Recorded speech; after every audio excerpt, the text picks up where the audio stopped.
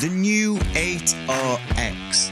I got the opportunity to go over and have a look at this beast at the Doubleday dealership in Lincolnshire. Now, unfortunately, the only day that I could get over there was the only day that was too wet for it to be working a demonstration in the field, but that's not going to stop me doing a video about it, which is coming up next.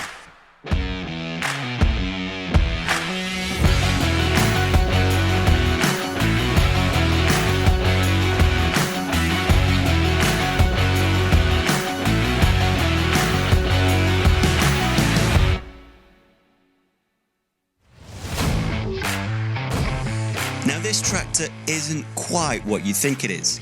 At first glance, it does just look like an 8R with some track slapped on there and sent on its way, but no, this thing is newly designed from the ground up to be specifically for tracks. The only thing that the 8RX shares with its sibling, the 8R, is the cab, the engine, and the linkage cluster on the back. Everything else, the undercarriage, the axles, the back end, it's all new specifically for this tractor. The reason for that is because it's a lot stronger. Now, John Deere say the aftermarket tracks for these kind of tractors aren't good enough. The ratios are wrong, they're tough on components and axles and joints, and they just aren't right. If it goes wrong, who do you go to? And they're not even that cheap to start with. Yes, it's cheaper than getting the upgrade from the 8R to the 8RX, but in the long run, is it really gonna pay off? So where does this sit next to its other sibling, the 8RT? Well, apparently the 8RT still has better straight line pull, but unlike the 8RT, you don't need an H license to drive it on the roads in the UK.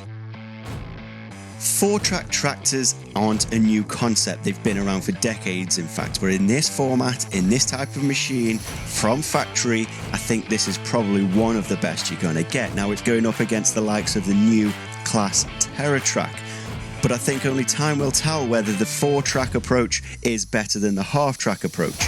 You might know more about this than I do. Let me know in the comments if you've got thoughts on the difference between the TerraTrack half-track Class or the 8RX 4-track John Deere.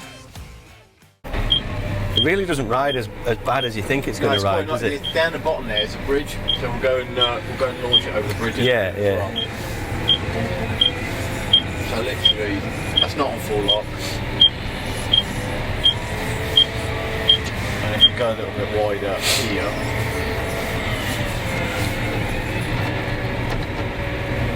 full lock. No drama. Yeah, it really doesn't make a mess like you think it would either. No, because it's turning like a conventional tractor. It just lets itself, it just goes round. It doesn't scrub. So we're after 40k. We're on a pretty rubbish fen road. Yeah. We're doing 44k nearly, 1600 RPM. We're having a reasonable conversation. Yeah. We're not getting jolted about. Yeah. I'd say it's very nearly as nice as a wheel tractor, isn't it? Yeah. Obviously, you're gonna get like differences, but we've got a solid track rather than a tyre full of air. Yeah. You think of the volume in an ag tyre. No drums. Yeah. It's weird how to me this is still the 8000 series concept. Yeah, it is. But it's kind of evolved over time where there's nothing really from the original, is there, But this system has made a very modern, forward-thinking machine out of a concept that's 20, nearly 30 years old. Yeah, and it's this whole thing, that is your asset. That out there. So if you look here, we've got quite a bump. That's your asset. You've got to look after that, and we've got 21 ton of machine, but leaves such a tiny footprint on the ground. Yeah. Oh, absolutely. So how come BMW have been involved in the design? Where did that come from? I think it's if you look at BM, it's a quality brand. We could have gone to Audi. Actually, if you look at an Audi compared to a BM, they're quite tame in a way. Mm-hmm. Whereas BMW do go out there and change the way a car looks and such like. And it's, we've gone quite old school on the decals. They used to be quite a stripy decal and such. And we've gone for quite a hard line on the bonnet, and actually when most of us first saw it, we weren't really sure of where we were with it, but it really grows on you quickly. It's very modern. You put it against an older machine and you soon see that. Oh, absolutely. Let's chat going. And then look at the mirrors. They're just that little bit, drop a little bit of angular on the bottom there. The lights, very sharp lines on the lights. It's surprising how, like, tractors, they're very much a functional piece of machinery, but we're in an age now where, like, looks is a thing. Like, how it looks as well is. I mean, you look at that. It's pretty old Transit, whatever reg that is. 55 plate. You look at a newer Transit, it's got some lines to it. It's just a little bit of buying it with your eyes as well. Absolutely. And we're a premium brand, and let's use that premium desirability as well. Absolutely. It's the little, like the running lights in the front. It's just another level, isn't it? You can definitely see that beef in that front axle. It's not. You know it's built for this, isn't it? We've not gone short on metal on this.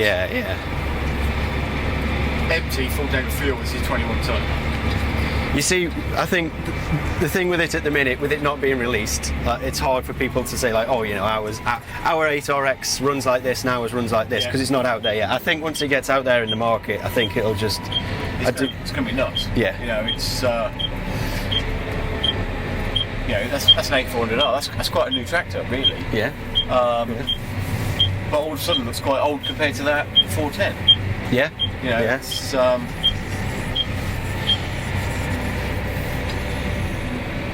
that still retains that low front end. But then we just sharpen. The nose is a lot sharper. That bonnet line.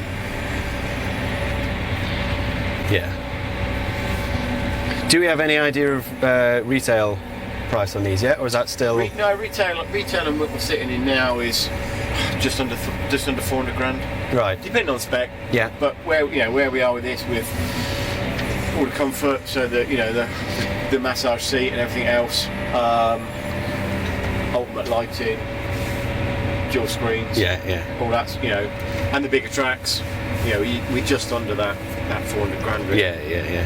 So they're fully orderable.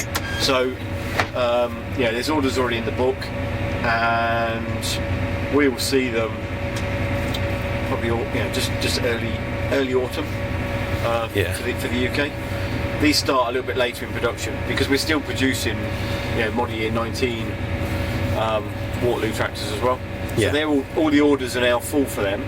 So they're all fulfilled, which is nice. That we've actually filled the order book with them. And then 7, 8RT, 8R will start first, and then these will start a month later.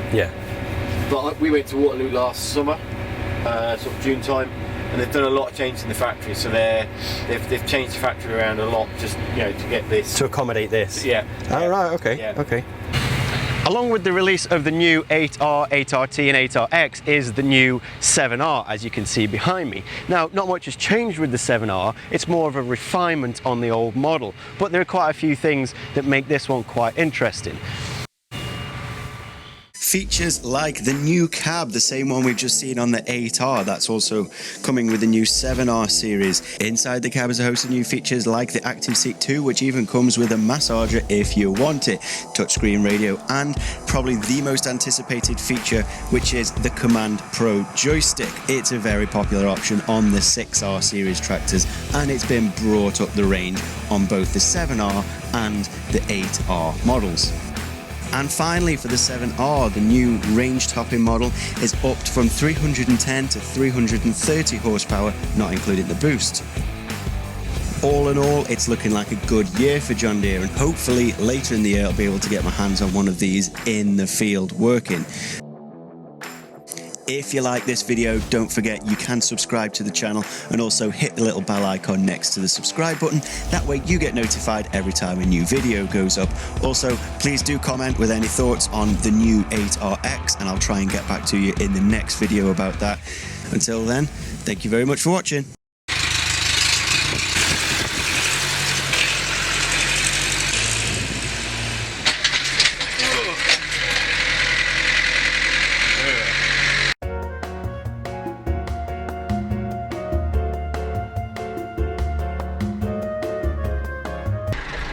I've got a special announcement for you guys. I've been sitting on this one for quite some time and I'm excited to tell you. Some of you might remember last year I did the 1,000 mile charity challenge on my old David Brown 25D tractor from John O'Groats to Land's End, raising money for cancer research.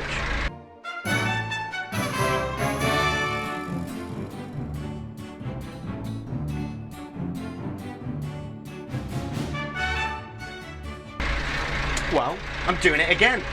Only this time things are a little bit different. Instead of John O'Groats to Land's End, I'm going across to Ireland. Now, a lot of you reached out to me through my social media channels, whether that's Instagram, Facebook or YouTube, and said, why don't you come to Ireland next time? So I am. I'm coming over. I'm catching the ferry on this, a Massey Ferguson 290.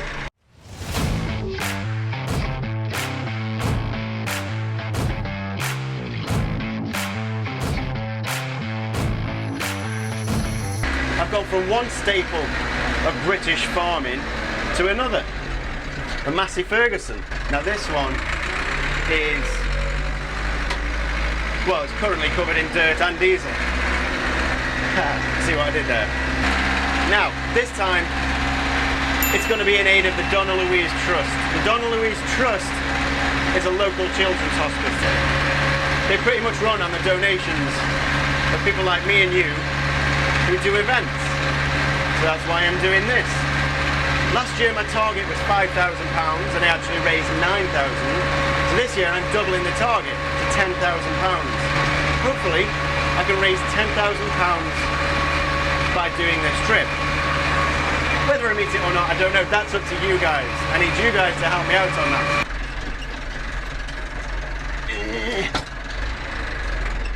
So what I need from you is either a donation. Now, if you want to make a donation, you can now go to the link I've provided on the screen there. Another thing I need from you is, with all the videos that I'll be putting out, I need you to share them. The more this gets seen, the more donations we can make, the more money we can raise for the Donna Louise Trust. What else do I need from you guys? I'm also looking for company sponsors. Sponsors to get involved with this, brand names. But you don't necessarily have to be in the agricultural space, but I think that would be a good idea if you are, and you'd like to be involved in this, do get in touch. Guys, so let's get the donations rolling. Who's going to be the first one to put a donation up on the board? Let's see. I hope it doesn't sit on 0 phrases, that would be embarrassing. Please don't do that. If you don't want to donate, you want to wait until the actual event, that's fine, but please share this video. The more you share this video, the more people get to see it, the more chance that other people get to donate as well. And it's all for a super, super good cause. These kids rely entirely on donations, so that's why we're doing this. And also, I'm just going to say, I'm just really looking forward to it. It's going to be an absolute blast. I'm going to try and get hold of like a little caravan. It's just something to sleep in. Last year I slept in the back of a Fleming trailer, which was good, but cold. This year I'm going to change it a little bit, have something a little bit more comfortable. If anyone's got an old caravan lying around, that's it. That's the outline of this year's challenge. Please, please, please follow the page if you're watching these videos, if you enjoy these videos. Even if you don't like the videos, I implore you to make a donation. It's all for a super great cause. I'm just waffling on now because I'm just so excited. I'm excited for this. Come on. Come on, mate. I'm ready for you. I'm absolutely ready for you.